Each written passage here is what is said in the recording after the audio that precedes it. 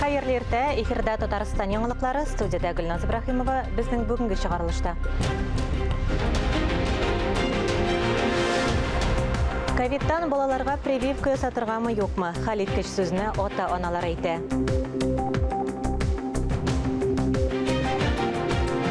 Мәдәният ничек җәмгыятьтә шундый дияргә була. Мәдәният министрлыгы коллегиясенең йомгаклы утырышыннан махсус репортаж. Яңа фатирлы булу зур шатлык. Түбән Камада социаль ипотека күп катлы яңа йорт файдалануга тапшырылды.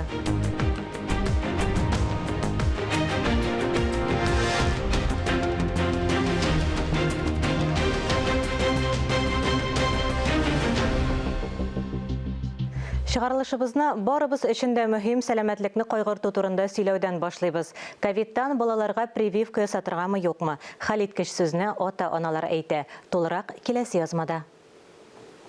16 яшьлек студент кыз Милена башы авыртып, температурасы күтәрелгәч кызыл зонага эләгә. Күрше палатада аның студент дуслары ковидтан дәвалана. Әлегә хәлләре авыр. Камера каршында иркенләп аралаша алмыйлар. Вакцинация будет добровольная, то есть балалар һәм яшүсмерләргә вакцинация ирекле булачак. Моны аерым биләп үтәр идем. Бернинди мәҗбүр итү булырга тиеш түгел. Бер мөһим шарт бар. Гомуми белем бирү учреждениеләрендә укучы балаларга прививка ясау өчен ата-аналарның ризалыгы кирәк. Бу вакцина, гриппозный вакцина кебек побочный эффектлар, алар бөтенесе инструкцияда язылган.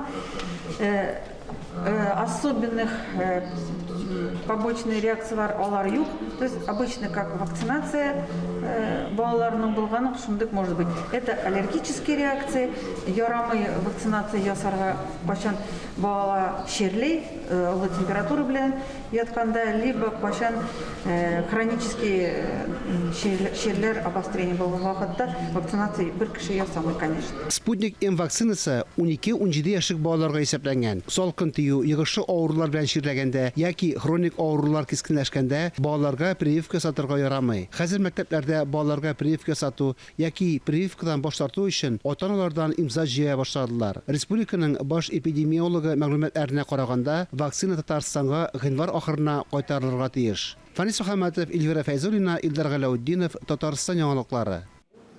Казанда төзелә торган икенче хосписка котельный урнаштырдылар. Ул барлык биналарны да җылыта ала. Хосписта төзелеш эшләре кайсы этапта? Хәбәрчебез кызыксынды. Каты авыруларга күңел җылысын бирү, алар яшәгән палаталарны җылытудан башка мөмкин түгел. 2 катлы бинаны, 60-ка якын палатаны җылыту өчен куәтле котельный кирәк. Анжела Вавилова исемендәге яңа хосписта заманча кыйммәтле котельный урнаштыралар. Душа наполняется радостью. Күңел шатлык белән тула. Тагын бер объект, 60 урынга исәпләнгән хоспис төзелеп бетү алдында. Хосписта теләсә нинди салкыннар вакытында да җылы булачак. Котельныйны эшләтү өчен тимәгә генә басарга кирәк. Автомат режимда эшләп китә. Хоспис өчен чит ил җиһазлары заказ буенча әзерләнгән. Хәзер төп коммуникацияләрне ясыйлар, бинаны тышыйлар. Хоспис 3000 квадрат метрдан артык мәйданда 2 елдан да кимрәк вакытта төзелде. Шәфкатьлек йорты авыр һәм дәваланмый торган ширле кешеләр өчен игъанә акчаларына салына. Авыруларга рухи ярдәм дә каралган. Бинада кечерәк кенә мәчет белән чиркәүдә була. Аларны мөселман һәм православие динен тоткан кешеләр өчен махсус җиһазлыйлар. Хосписның икенче бинасында нигездә өлкәннәр яшәячәк. Бүлек 200-гә кадәр пациентны кабул итә ала. Беренче бинада кебек үк Владимир Вавилов ял итү зонасы, ягъни кышкы бакчага игътибар итә. Аның өчен биредә иң зур урын бирелә. Хоспис авыруларны кайчан кабул итә башлар? Монысы игъанәчеләрнең активлыгыннан тора. Ярдәм итәргә теләүчеләр күп. Беренчеләр арасында танылган рәсми затлар. Минтимир Шарипович, его семья Минтимир Шәймиев һәм аның гаиләсе хоспис проекты башланганнан бирле безгә ярдәм итәләр. Хосписны салуга алар иң беренче ярдәм күрсәтте. Шуннан төзелеш эшләре башланып китте. Бу зур игелек. Изге эшкә һәркем үз өлешен кертә ала. Реквизитлар Анжела Вавилова исемендәге фондның рәсми сайтында күрсәтелгән. Фанис Мөхәммәтов, Айнур Вәлиәхмәтов, Ринат Сахиббәрәев, Татарстан яңалыклары. Хәзер башка темаларга күчәбез. Муниципаль берәмлекләрдә музейларны ремонтлау, мәдәният учреждениеләрен саклау, Пушкин картларын күбәйтү. Казанда Татарстан мәдәният министрлыгы коллегиясенең киңәйтелгән утырышы узды. Узган ел йомгаклары һәм киләчәк планнар турында мәдәният министры Ирада Әйюпова хисап тотты. Тулырак Айзилә Батырханова әзерләгән видеоязмада. Халыкара фестивальләр һәм күргәзмәләр проектлары, дөнья күләм музыкаль премьералар һәм театрлар гастрольләре, иҗат лабораторияләре, фольклор бәйрәмнәре Татарстанның бай мәдәни тормышындагы кайбер күренекле вакыйгалар гына булар. Татарстан мәдәнияте гел үсештә, рухи кыйммәтләрне саклап, заман белән бергә атлый. Мәсәлән, чарада катнашучылар хәзерге заман җайланмаларын кулланып, 1910 елга кире кайтып, Казан урамнары буйлап сәяхәт итә алды. Мәдәният коллегиясе утырышында катнашучылар мәдәният хезмәткәрләре. Аларның һәр кайсы яңа елга яңа максатлар, яңа бурычлар белән аяк баскан. Biz big күп эшләдек 21 елда. Biz 112 концерт бирдек.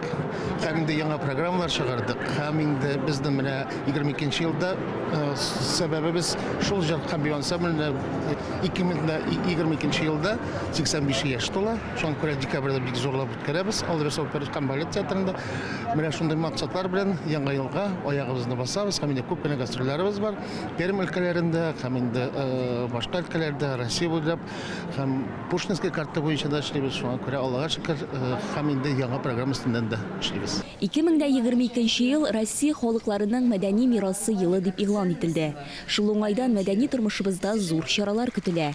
ЮНЕСКО илләренең 45-нче җыенын үткәрү урыны дип Казан сайланган. Идел буе Болгар дәүләтенең ислам динен кабул итүгә 1100 ел уңайыннан да әзерлек эшләре гөрләп бара.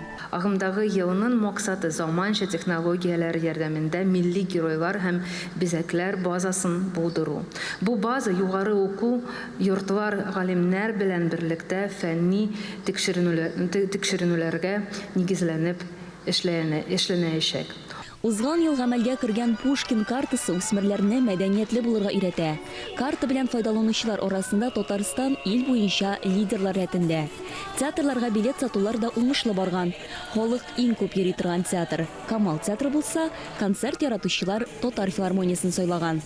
Яңа елда Татарстан район авылларында эшләп килүче музейларны тәртипкә салу, капиталь ремонт эшләре планлаштырылган. Татар авылына сәяхәт проекты кысаларында мәдәни мирасны саклау һәм этнотуризмны үстерү буенча Яшел Үзән районы Кече Шордан авылында бөек татар галиме һәм мәгърифәтче Каюм Насыйри исемендәге музей-китапханә ачылды. Мирасханәне булдыру белән шушы авылда яшәүче Татарстанның атказанган төзүчесе Осыя Габайдуллина 2010 елдан ук шөгыльләнә башлаган. Әгәр дә моннан 7-8 ел элек Шырдан сүлпәләнеп, сүрелеп бара торган авыл булса, бүген анда киләчәккә омтылыш чаткысы уянды.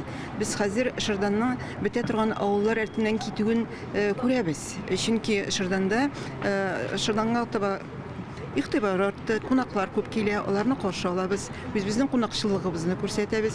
Анда төзелгән яңалыкларны күрсәтәбез, аның тарихын сөйлибез. Шырданда күрсәтергә урыннар, матур урыннар, тарихи урыннар бик күп. Һәм әлбәттә инде Шырданның иң зур горурлыгы Каюм Насыйри. Ул безнең авылдашыбыз. Безне Каюм Насыйри белән бары тик еллар гына аерган. Аның авылдашлыгын без һәр вакытта сизеп, горурланып яшибез. Мәдәният министры мәдәни тормышны яктыртуда зур өлеш кертүләре өчен масса күләм мәгълүмат чараларына рәхмәт сүзләрен җиткерде. Узган ел күрсәткечләре буенча 14 мең мәкалә басылып чыккан, видеоязмалар телеэкран аша күрсәтелгән. Ә иң яхшы сюжет авторлары мәдәният министрлыгыннан премияләр алды. Айзилә Батырханова, Владимир Юрков, Татарстан яңалыклары.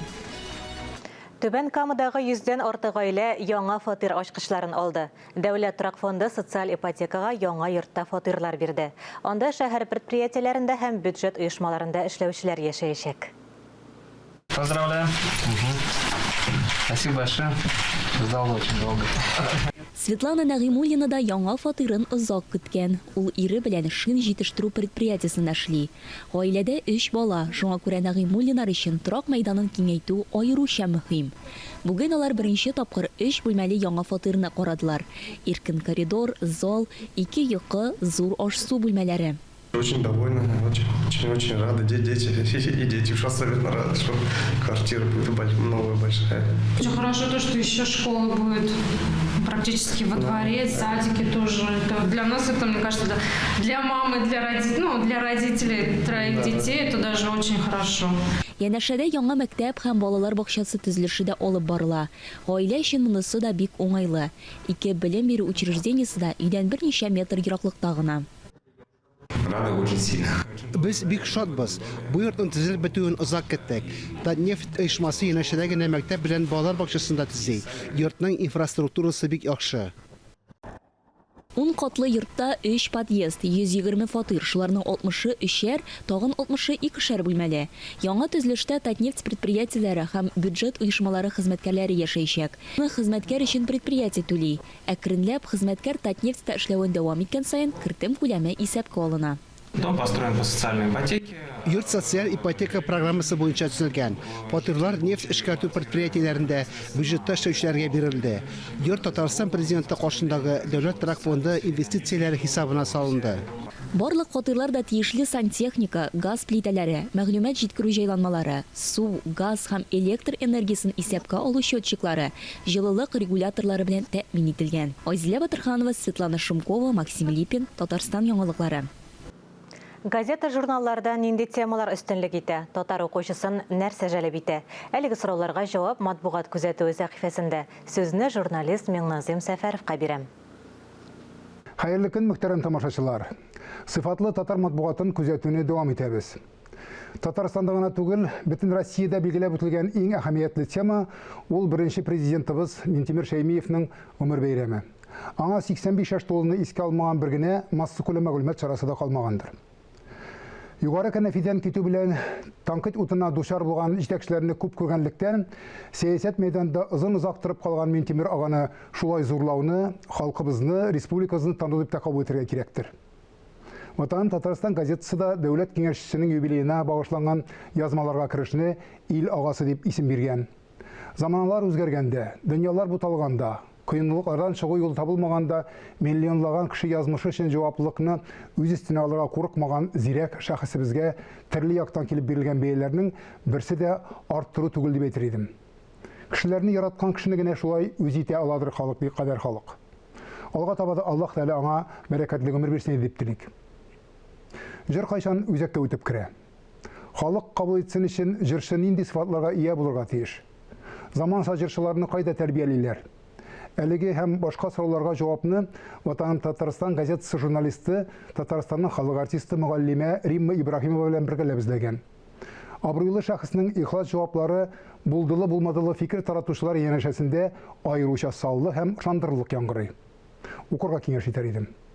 Әлеге газетадагы тагын бер игътибарга лаек язма публицист, сәясәтче Рәшит Фәтхрахмановның «Бәхетсез бәхетлеләр» дип аталган мәкаләсе.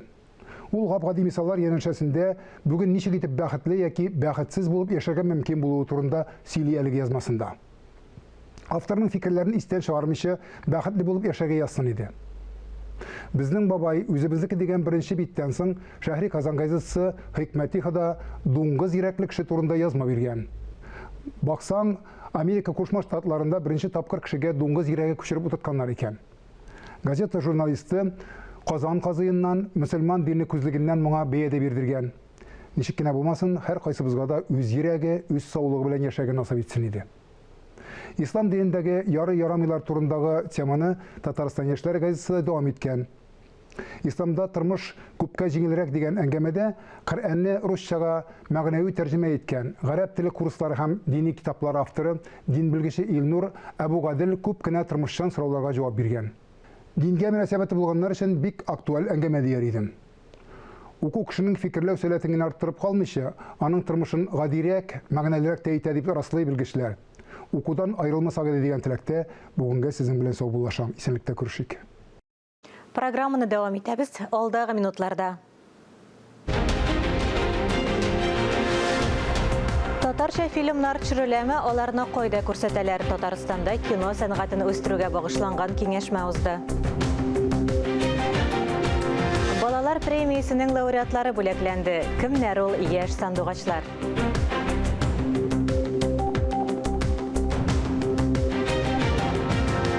бабаларыбызның исламны кабул итүенә 1100 ел тулуга әзерлек бара. Бөтен дөнья татар конгрессын нинди чаралар оештыра?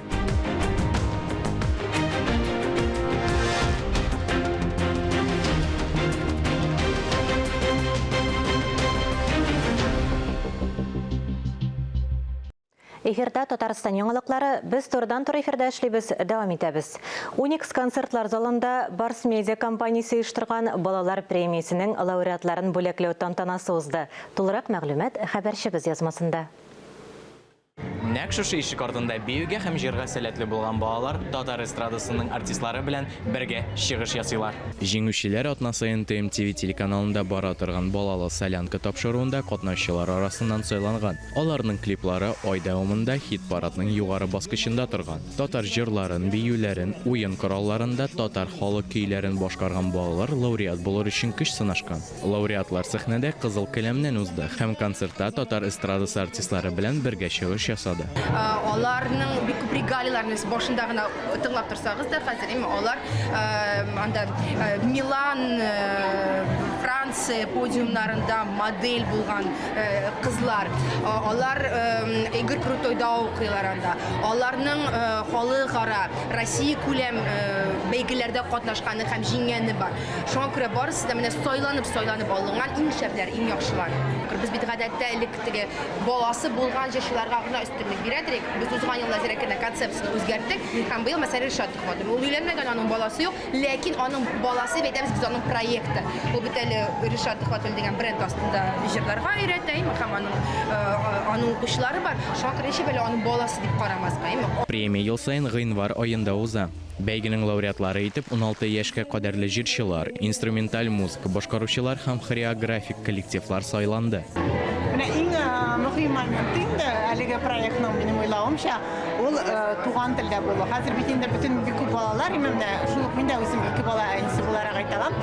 Алар кызганычка каршы инде ай булбулын тыңламыйлар, дөресен әйтергә кирәк. Алар YouTube каналдагы популяр кызларны карыйлар, блогерларны карыйлар. Алар инде zaman белән бергә атылар, һәм менә шул заманнан ничек тә төшеп калмаска иде.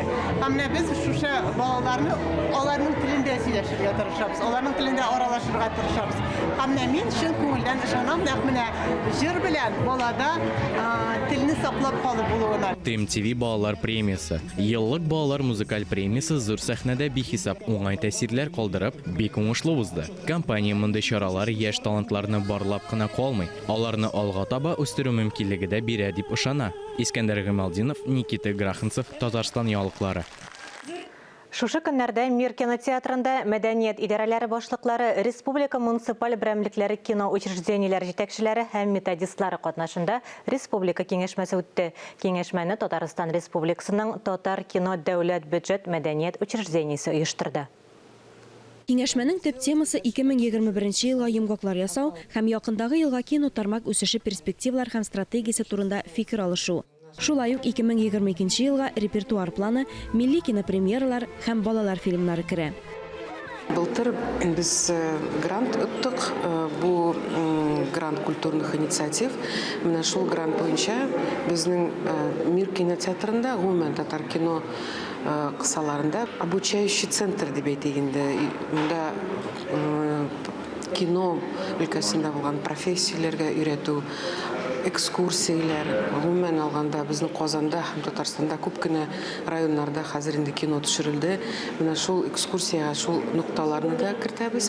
Һәм менә шундый зур программа безнең хәзер исәптә бар инде. Татар кино балалар һәм яшь-үсмерләр өчен кулай уңайлыклар тудыра. Шуларның берсе 2020 елда Мәдәният министрлыгы тарафыннан гамәлгә куелган Пушкин картасы проекты буенча фильмнарны карау мөмкинлеге. Яңа елга килгәндә, яңа елда безнең яңа планнар бар урында шул татар кино системасында бергә эшләп, зур уңышларга ирешергәсен. Әлбәттә инде бу грант системалары. Менә без һәр елны нинди дә булса грант утырга тырышабыз. Бу минем үземнең шәхсән, үземнең коллективның максаты грант утып үзебезнең материаль техник базаны ныгыту. Бурычы тора инде безнең алдыбызда. Республика күләм киңәшмәдә 40-тан артык район вәкилләре белән берлектә 2022 елга планнар корылды. Шуларның берничәсе. Казан халыкара мөселман киносы фестивале быел Идел буе Болгар дәүләтендә ислам динен кабул итүнең 1100 еллыгына багышлана. Бөтен дөнья балалар мультфест кинофестивале һәм Татарстан фильмнарының электрон каталогын булдыру. Алия Галиуллина, Ирик Хамидуллин, Татарстан яңалыклары. Кәрим Тинчурин исемендәге театрда Татарстанның атказанган артисты Зөлфия Зарипованың 55 яшьлегенә багышланган «Дөнья матур, дөнья киң» исемле иҗат кичәсе узды. Тулырак мәгълүмат хәбәрчебез язмасында. Юбилей кичәсенә Татарстан театрларыннан кунаклар һәм танылган җырчылар килгән иде. Юбилярны курсташлары 2нче буын Щепкинчылар Мәскәүнең Щепкин исемендәге театр училищесын тәмамлаган актерлар котлады. Менә Зөлфия белән без инде 4 ел бергә укыдык Мәскәүдә. Ул Казан кызы иде. Мен авыл малайы, безнең тагын бер Казан кызы, бер Нижникамский кызы. Без апасыныкылар. Нәрсә дип әйтергә була? Зөлфия ул бик талантлы актриса. Аны укыган вакытта аның башмагымдагы Җиһанша әбие, ул Яучы әби, андый әбиләрне күргән, Җиһан әби. Андыйларны күргән юк имен. Җырлый бии уйнаганын күрсәгез шаккатырлык. Һәм бөтен курс исеменнән сине котлыйбыз, исән сау бул, шән күңелдән. Бенефиста спектакльләрдән өзекләр уйналды. Биюләр, шигырьләр, җырлар башкарылды. Шулай ук Зөлфия Зарипова катнашкан Габбас хәзрәт, Килен сынар, Урын, Каргышлы балачак телефильмнарыннан өзекләр дә күрсәтелде. Нурихан Фәттахның «Итил суы ака торыр» спектакле романы буенча Рәшид Загидуллин шушы исемдәге спектакльне куйды һәм аңа аппак ролен тапшырды, хан кызын. Һәм Зөлфия аны шул хәтле матур итеп җиренә җиткереп башкарды. Ул анда шул хәтле матур итеп биидер. Һәм без артистлар сәхнә артыннан аңа сокланып карап торадыр аның шул уенына. Зөлфия Әхтәмовна, Россия бер телеканалының яңалыклар бүлеге сезгә исәнлек, саулык, бәхет, иҗади уңышлар, гаилә иминлеге, яңадан яңа матур рольләр, озак еллар дәвамында театр сөючеләрне куандырып яшәвегезне тели. Искәндәр Гыймалдинов, Тахир Хәсәнов, Татарстан яңалыклары. Борынгы Болгар бабаларыбызның ислам динен рәсми кабул итүенең 1100 еллыгына зур әзерлек бара. Бөтен дөнья татар конгрессы да әлеге әһәмиятле вакыйгага төрле чаралар оештыра.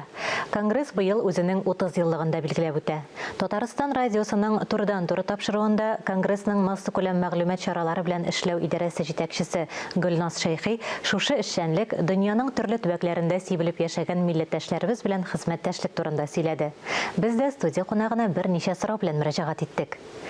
Ислам динен рәсми кабул итүне бәйрәм итүгә конгресс ничек әзерләнә?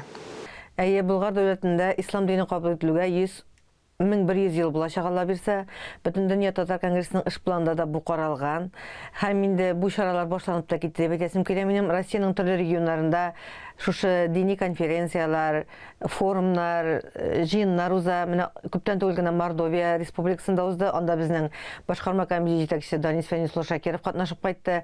Тиздән менә Саратовта узачак. Гомумән андай чаралар безнең шактый күп. Менә округларга йөрү безнең дәвам итә. Васил Шейх Разиев җитәкчелегендәге делегация һәрбер округта булып, андагы милләттәшләребез белән очрашачак. Һәм инде төп темаларның берсе быел конгрессның 30 еллыгы һәм Болгар дәүләтендә ислам дине кабул итүнең 1100 еллыгы. Инде барыбыз да белгәнчә безнең шундый зур проектыбыз бар. Ул милли тормыш һәм дин дип атала. Без аны быел да Алла бирсә май аенда оештырачакбыз. 1100 делегат Казанга килеп Болгар дәүләтендә булып, нәкъ шушы зур тантаналарда катнашачак. Чит төбәкләрдә яшәүче милләттәшләребез әлеге бәйрәмне ничегрәк билгеләп үтәчәк? Әйтеп киткәнемчә, ул булачак, инде ул башланып китте. Ул һәрбер менә безнең бөтен дөнья татар конгрессының рәсми эш планы кабул ителде. Ул эш планында ул күрсәтелгән. Һәрбер төбәкләрдә мәчетләребез бар, Аллага шөкер, мәдрәсәләребез күп. Һәм менә аларның һәрберсе шушы 1100 ел уңайыннан үзләренең чараларын билгеләгәннәр. Без аның һәрберсендә катнашып бетә алмасак да, булдырылганча ул чараларда без бөтен дөнья татар конгрессы вәкилләре дә булачаклар. Конгрессның 30 еллыгын билгеләп үтүгә нинди әзерлек бара? Ул әзерлек эшләре инде башланып китте. Без аны узган ел ахырында ук башлап җибәрдек. Безнең Onun tüp beyram şarası ol bulaşaq indi bütün Dünya Tatar Kongresining sıyızdı, 8-ci sıyızdı, ol avgust ayında bulaşaqıla birse. Bu proyekt 1992 yıldan iyun ayında ol vaqtdagi prezidentimiz, bugün kunda Dövlet Kengeşçisi Mintemir Şarip Ulı Şaymiyevning hayır fatihası bilen, onun ukazı bilen uyuşkan bütün Dünya Tatar Kongresi en oңышлы proyektlarning birisi deb ataldı ol zamanında. Hem biz әлеге şu vaqtdan beri tutqan qıylabızdan taypılmayca halkımızga hizmet ete turgan zor proyekt ol. Kitap da әзерләнәчәк ала берсә, сыйыз дозачак, bütün дөньяга татарларыбыз да җыелачак Казанга. Һәм шу зур тантаналар булырга biz өметләнәбез. Әңгәмәгез өчен зур рәхмәт. Сез Бөтен дөнья Татар конгрессының масса күләм мәгълүмат чаралары белән эшләү идарәсе җитәкчесе Гөлназ Шәйхи белән әңгәмә карадыгыз. Әлеге сәгатькә шундый яңалыклар иде. Берничә минуттан эфирыбызны Хәерле көн Татарстан тапшыруы дәвам итә. Ә без яңалыклар иҗат төркеме сезнең белән саубуллашабыз. Ковид вирусына каршы прививка ясатуны кичектермәгез. Үзегезне һәм якыннарыгызны саклагыз. Сау сәламәт булыгыз.